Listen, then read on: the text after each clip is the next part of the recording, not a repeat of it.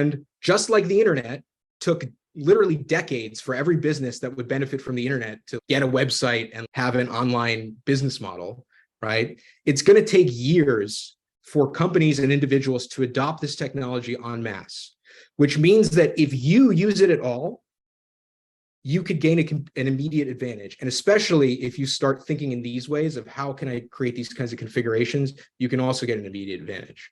So what does this actually look like to get an edge now? What can you do right now? There are 3 questions I think you should ask for any task from now on. How could I use an AI tool to do this more efficiently? How could I use an AI tool to do this better? And how can I apply human skills to do this better? And for now, your answer to question 1 or 2 is often going to lead you to enter a prompt into a generative AI tool.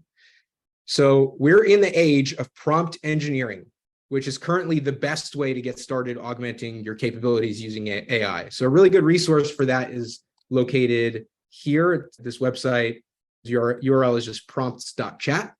So just, you can open it up, take a look through it. I'll even pop it up here. So it gives you some ideas for what you can do with a chatbot.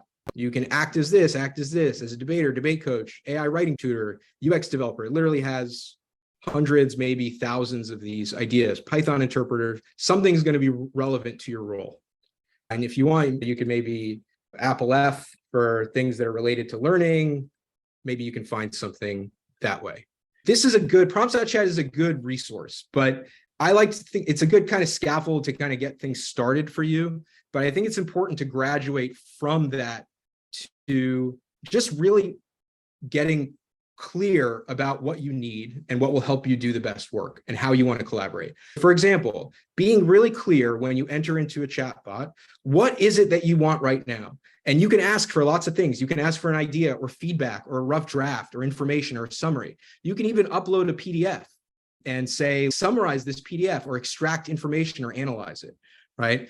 So what is it that we want? And here we're going to use our skill of self-awareness to really identify that and be honest about what we lack. It often helps to add as well, how much of it do you want? So give me 5 ideas or 500 words or 3 steps. Sometimes it helps to add also, what's your overall goal here? I'm creating this presentation that's like this, and I want some ideas for this, but this is part of my larger program that has this goal and so forth. Sometimes it makes sense to add that context. And then often when you're trying to write something for public consumption, you might want it written in a particular style or tone just to get you started. And you can use this as a way of thinking about things, but don't overthink it because you can always ask for more information later.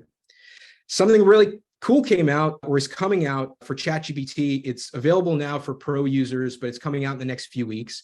It's called custom instructions. And here it allows you in your profile to let ChatGPT know about yourself and the kinds of answers that you want. For example, I'm in the field of learning technology and so forth.